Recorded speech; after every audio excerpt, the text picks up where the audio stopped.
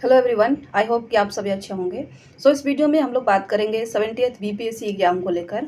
तो इस वीडियो में डिस्कस होगा कि जो भी हमारे पास अभी टाइम बचा है, इसमें हमारे सोर्सेज क्या होने चाहिए, टाइम का मैनेज हम कैसे करें, हमारी स्ट्रेटजी क्या होनी चाहिए और साथ में हम आंसर राइटिंग कैसे इंप्रूव करें, क्योंकि जो भी अभी बिगनर्स हैं उन्हें आंसर राइटिंग को लेकर काफ़ी प्रॉब्लम्स आ रही है। तो किस प्रकार से हम आंसर राइटिंग में सुधार कर सकते हैं, तो ये सभी चीज़ इस वीडियो में डिस्कस करेंगे। तो सबसे पहले बात कर लेते हैं टाइम को लेकर। तो अभी अप्रैल का मंथ स्टार्ट हो गया है और बीपीएससी पीटी का एग्जाम जो है वो 30 सितंबर को होने वाला है, यानी कि 30 सितंबर को हमारा पीटी का एग्जाम होगा।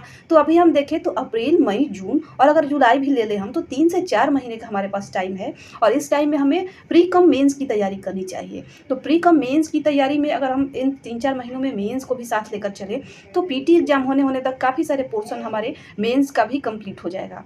तो अगर देखा जाए तो अगर हम जून तक भी टाइम लेते हैं तो 3 महीने हमारे पास टाइम बचते हैं, यानी कि 90 डेज। और डेली हम एक एक आंसर लिखें, एक एक टॉपिक कंप्लीट करें, तो इस प्रकार से 90-100 के आसपास हमारे टॉपिक्स और आंसर कंप्लीट हो जाएंगे।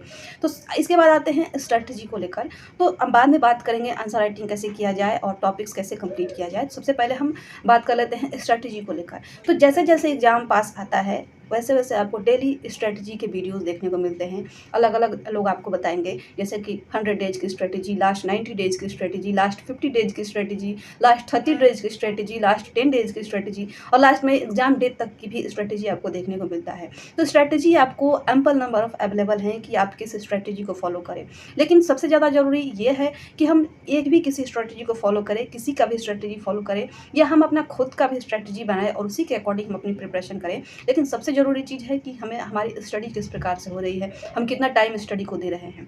तो ये हमारा स्ट्रैटेजी से लेकर हो गया कि कई सारी स्ट्रैटेजी नहीं देखनी है। एक बार आप कोई भी अपना स्ट्रैटेजी बनाइए, अपने डेली के टारगेट्स बनाइए, अपने वीकली टारगेट्स बनाइए, अपने मंथली टारगेट्स बनाइए और उसके अकॉर्डिंग आप टॉपिक्स को कंप्लीट करते जाइए। उसके अकॉर्डिंग आप अपने बुक्स को, अपने चैप्टर्स को कंप्लीट करते जाइए। आपका खुद का वो स्ट्रैटेजी तैयार रहेगा और वो आपका बेस्ट स्ट्रैटेजी होगा, जो स्ट्रैटेजी आप बना के आप सही डायरेक्शन में उसके अकॉर्डिंग प्रिपरेशन करेंगे। तो स्ट्रैटेजी को लेकर ये बात होगी। इसके बाद आते हैं सोर्सेज को लेकर। तो अगर सोर्सेज की बात की जाए तो अभी अगर किसी ने कोचिंग क्लास में एडमिशन लिया है तो वो उसी का फॉलो करे, उसकी कोई भी एक चीज़ आपको फॉलो करनी है। तो जहाँ भी आपने अगर ऑफलाइन ऑनलाइन कहीं भी एडमिशन लिया है तो उसके अकॉर्डिंग आप अपना प्रिपरेशन करिए। अगर आपने कहीं एडमिशन नहीं लिया है, आप सेल्फ स्टडी कर रहे हैं, तो उससे रिलेटेड हम इस वीडियो में डिस्कस करेंगे। अगर आप सेल्फ स्टडी कर रहे हैं तो आपके लिए कहाँ से सोर्सेज मिलेंगे। तो मैंने कई सारे वीडियो में फ्री मटेरियल बताए हैं आपको, जहाँ से कि आप अपनी प्रिपरेशन कर सकते हैं बिल्कुल फ्री में। पीडीएफ्स नोट्स आप ले सकते हैं। अभी तक आपने वो नहीं लिया है तो उसका पीडीएफ मेरे टेलीग्राम चैनल पे पड़ा हुआ है, वो आप वहाँ से डाउनलोड कर सकते हैं।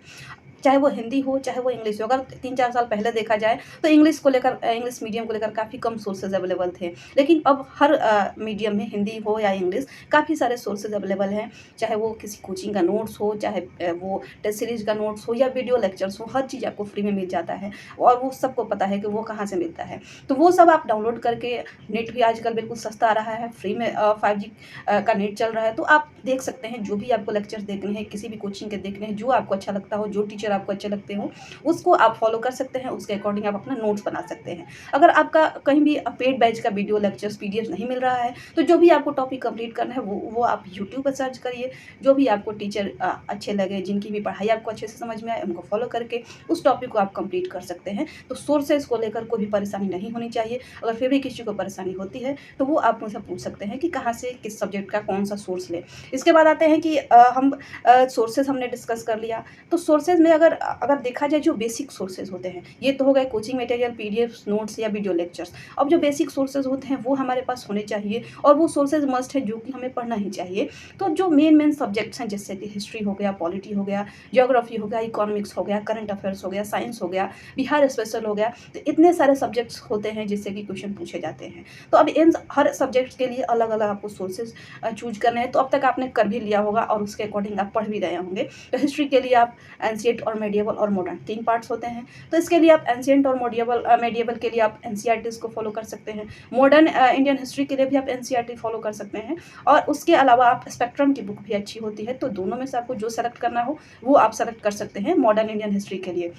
तो मॉडर्न इंडियन हिस्ट्री में अगर देखा जाए तो आपको कोई एक ही सोर्स फॉलो करना है, या तो आप एनसीईआरटीज़ पढ़िए या आप स्पेक्ट्रम की किताब पढ़िए, तो ये आपके हिस्ट्री के सोर्सेज हो गए। पॉलिटी में एम लक्ष्मीकांत की किताब पीटी और मेंस दोनों के लिए सफिशिएंट है, तो आप एम लक्ष्मीकांत की बुक आपको ज़रूर आपके पास रहना चाहिए।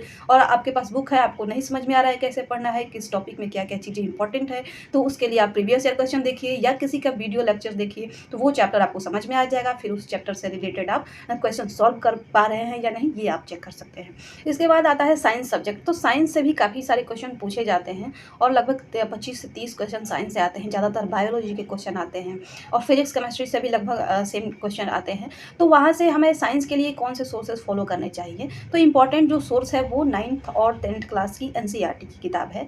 वो आप चैप्टर वाइज पढ़िए, उसका शॉर्ट नोट्स बनाइए, उसके कंसेप्ट जो भी हैं उसको आप क्लियर करिए। अगर खुद से नहीं समझ में आ रहा है तो किसी का लेक्चर्स देखिए, काफ़ी सारे लेक्चर्स अवेलेबल हैं, अच्छे अच्छे लेक्चर्स अवेलेबल हैं, तो उसको देख के आप अपना नोट्स बनाइए और 9th 10th की जितने भी चैप्टर्स हैं उसको कंप्लीट कर लीजिए। इसके बाद उसके आप क्वेश्चन लगा सकते हैं। क्वेश्चन कहाँ से लगाना है इसको भी हम आगे डिस्कस करेंगे, पहले सोर्सेज की बात कर लेते हैं। इसके बाद आता है बिहार स्पेशल। तो बिहार स्पेशल के लिए भी आप कोई एक सोर्स चूज करिए। तो कई सारे मार्केट्स में सोर्सेज हैं बिहार स्पेशल के लिए, केबीसी नैनो, क्राउन की किताब, इम्तियाज अहमद और भी कई सारे पब्लिकेशन हैं। तो किसी एक पब्लिकेशन को आप लीजिए और उसको अच्छे से कंप्लीट करिए, एक एक वर्ड टू वर्ड वो आपको कंप्लीट होना चाहिए, तो आपके उससे क्वेश्चन बनेंगे, क्योंकि सारे किताब में लगभग कंटेंट सेम रहता है और उससे आपके क्वेश्चन सॉल्व हो जाएंगे। तो बिहार स्पेशल को लेकर ये हो गया। इसके बाद इकोनॉमिक्स की बात करते हैं, तो इसमें भी आपको एनसीईआरटी फॉलो करना है, 11th और 12th की एनसीईआरटी। और 11th और 12th की अगर एनसीईआरटी आप देखेंगे तो आपका उससे मेंस का बेस भी बनेगा। आप पॉलिटिकल लक्ष्मीकांत फॉलो करेंगे तो मेंस का बेस भी आपका उससे बनेगा। तो इस तरह से आप पीटी और मेंस दोनों की तैयारी करेंगे इन सोर्सेज को फॉलो करके। तो हमने बात कर लिया हिस्ट्री, पॉलिटी, ज्योग्राफी के लिए आपको 11th और 12th की दोनों एनसीईआरटी जो आती हैं, 11th में 2 एनसीईआरटी है, 12th में 2 एनसीईआरटी है, इसको आपको अच्छे से कंप्लीट करना है। तो पीटी और मेंस दोनों की प्रिपरेशन आपकी हो जाएगी ये ज्योग्राफी की एनसीईआरटी से। तो इतने सारे सब्जेक्ट्स इसमें होते हैं जिससे कि क्वेश्चन आते हैं। अब बात आती है करंट अफेयर्स की, तो एक मेजर रोल प्ले करता है, लगभग हर सेक्शन से कनेक्ट करके क्वेश्चन आते हैं करंट अफेयर्स के। तो करंट अफेयर्स के लिए आपको अभी के लिए न्यूज़पेपर की चीज़ें ही फॉलो करनी है, चाहे वो एडिटोरियल हो या कोई इंपॉर्टेंट न्यूज़ हो, तो वो आपको न्यूज़पेपर से ही देखना है अभी के लिए। कोई भी आप वन लाइनर मंथली ये सब के चक्कर में भी ना पड़े, अभी आपको न्यूज़पेपर की चीज़ें ही फॉलो करनी है और उसी का आप शॉर्ट नोट्स चाहें तो बना सकते हैं। अगर आपको न्यूज़पेपर से भी समझ में नहीं आ रहा है कि क्या चीज़ें इंपॉर्टेंट है, न्यूज़पेपर हमें कैसे पढ़ना चाहिए, तो उसके लिए आप क्या कर सकते हैं कि कई सारे ऐसे टेलीग्राम चैनल्स हैं जो कि न्यूज़पेपर के स्क्रीनशॉट्स डालते हैं डेली बीपीएससी एग्जाम के लिए या कोई भी एग्जाम के लिए वो इंपॉर्टेंट होगा, तो वो स्क्रीनशॉट्स को आप देखिए और उसमें से जो आपको इंपॉर्टेंट लगे उसका आप 1-2 लाइन में शॉर्ट नोट्स बना सकते हैं। तो वहाँ पे आपको जो इंपॉर्टेंट एडिटोरियल्स हैं या जो इंपॉर्टेंट न्यूज़ हैं उसके स्क्रीनशॉट्स दिए जाते हैं, तो उन स्क्रीनशॉट्स को आप फॉलो कर सकते हैं किसी भी न्यूज़पेपर वाले टेलीग्राम चैनल्स को ज्वाइन करके। तो करंट अफेयर्स के लिए अभी के लिए ये चीज़ें हो गई। तो इतने सारे सब्जेक्ट्स हैं जिनसे कि क्वेश्चन बनते हैं और इन सोर्सेज को हमें फॉलो करना चाहिए। तो इतने सारे सोर्सेज के अलावा बुक्स हमने बात कर लिया कि बुक्स हमें कौन कौन सा पढ़ना है। इसके बाद हमें ये 2 किताब जरूर रखना है, एक तो पीटी के लिए प्रीवियस ईयर क्वेश्चन पेपर और एक मेंस के लिए प्रीवियस ईयर क्वेश्चन पेपर। और मेंस का किताब आप ऐसा चूज करिए जिसमें कि टॉपिक वाइज क्वेश्चन भी दिए हुए हों कि किन टॉपिक से किस टाइप के क्वेश्चन पूछे गए हैं, उसके बाद उसका आंसर दिया हो। तो इस तरह से आप मेंस का कोई पीवाईक्यू बुक ले लेंगे और प्रीलिम्स का कोई पीवाईक्यू बुक ले लेंगे। तो आप कोई भी टॉपिक कंप्लीट करिए, पहले आप मेंस के अकॉर्डिंग ही करिए। जैसे कि आप ज्योग्राफी के कोई टॉपिक्स पढ़ रहे हैं, जैसे कि आप कोई भी टॉपिक ले लीजिए, हिस्ट्री का ही कोई टॉपिक ले लीजिए, रिवोल्ट ऑफ 1857।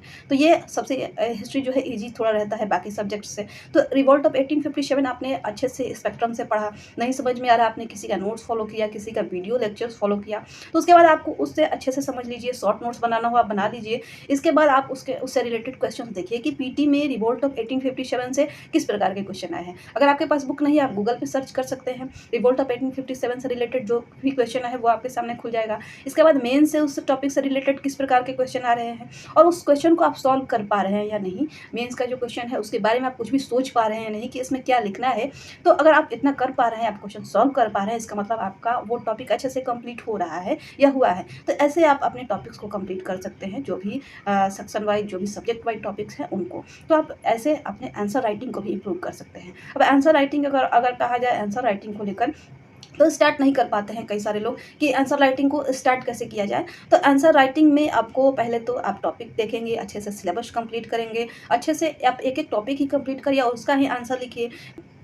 अब रिवोल्ट ऑफ 1857 का ही एग्जाम्पल ले लेते हैं। जैसे कि आपने उसको पढ़ा, आपने उसका पीटी का क्वेश्चन मान लीजिए सॉल्व कर लिया, आपने पीटी का क्वेश्चन उससे आपका सॉल्व हो पा रहा है, लेकिन आंसर नहीं लिख पा रहे हैं। तो पहले आप कोई भी मेंस का क्वेश्चन बैंक रखे हों, previous year solve question bank, तो उससे आप पहले देख के ही लिखिए कि किस प्रकार से उसमें इंट्रो लिखा हुआ है। आप पहले 2-3 बार उसको पढ़ लीजिए, फिर उसको लिखिए, या देख के ही एक बार उस आंसर को लिख लीजिए। लिखने में क्या जाता है, कॉपी है, पेन है, आपको लिखना है, जितनी बार आप लिखिए, आप सीखेंगे ही कुछ ना कुछ हर बार नया। तो इस तरह से आप लिख सकते हैं, पहले देख के ही लिखना स्टार्ट कीजिए। 3-4 क्वेश्चन ऐसे टॉपिक कंप्लीट करिए और 3-4 क्वेश्चन उससे रिलेटेड लिखिए, देख-देख के ही लिखिए। फिर आपको समझ में आने लगेगा कि किस प्रकार से इंट्रो लिखा जाता है, किस प्रकार से कंक्लूजन लिखा जाता है, किस प्रकार से आंसर की फॉर्मेटिंग की जाती है। तो उस बुक में दिया होगा, या कोई वीडियो लेक्चर्स में कोई बता रहा है डेली आंसर राइटिंग सीरीज में, या किसी का टेस्ट सीरीज आपने ज्वाइन किया है, तो वहाँ से आप सीख सकते हैं। टेस्ट सीरीज का भी पीडीएफ मेंस का फ्री में आजकल अवेलेबल है, तो वहाँ से भी आप सीख सकते हैं। ये कोई भी क्वेश्चन पूछा है तो इसको किस प्रकार से उसमें आंसर उसका दिया हुआ है, तो इन सब चीज़ों को करके आप आंसर राइटिंग सीख सकते हैं। तो इस वीडियो में हमने काफ़ी सारी चीज़ों को डिस्कस किया। अभी मैं आंसर राइटिंग को लेकर कैसे आपको टॉपिक वाइज लिखना है, कैसे आपको नहीं आ रहा तो देख के भी लिखना है, तो इन सब चीज़ों पे किसी नेक्स्ट वीडियो में डिस्कस करेंगे। तो ये वीडियो काफ़ी अभी लंबा हो जाएगा अगर इसमें आंसर राइटिंग को भी हम डिस्कस करने लगे तो। इसमें हमने स्ट्रैटेजी, सोर्सेज, ये सब चीज़ों को इसमें डिस्कस किया, आंसर राइटिंग को लेकर कुछ चीज़ें डिस्कस की। तो आई होप कि ये चीज़ें आपको ज़रूर हेल्प करेंगी, क्योंकि कई सारे लोग पूछते रहते हैं कि मैंने अभी स्टार्ट किया है प्रिपरेशन, मैं पढ़ लेता हूँ, मैं पढ़ लेती हूँ, लेकिन मुझे लिखना नहीं आ रहा है, मैं स्टार्ट नहीं कर पा रहा हूँ या कर पा रही हूँ कि कैसे लिखा जाए, कैसे इंट्रो लिखा जाए, कैसे आंसर की फॉर्मेटिंग की जाए, उसमें क्या-क्या चीज़ें इंक्लूड होनी चाहिए, कहाँ हम डायग्राम्स का उपयोग करें। तो ये सब चीज़ें आप देख-देख के सीख सकते हैं, या इससे रिलेटेड कोई और भी वीडियो में जिसमें आंसर राइटिंग से रिलेटेड स्पेशल हम डिस्कस करेंगे। सो इस वीडियो में इतना ही। आई होप कि ये चीज़ें जो हमने इसमें डिस्कस किया वो आपको ज़रूर हेल्प करेंगी। इस वीडियो में इतना ही। वीडियो देखने के लिए धन्यवाद।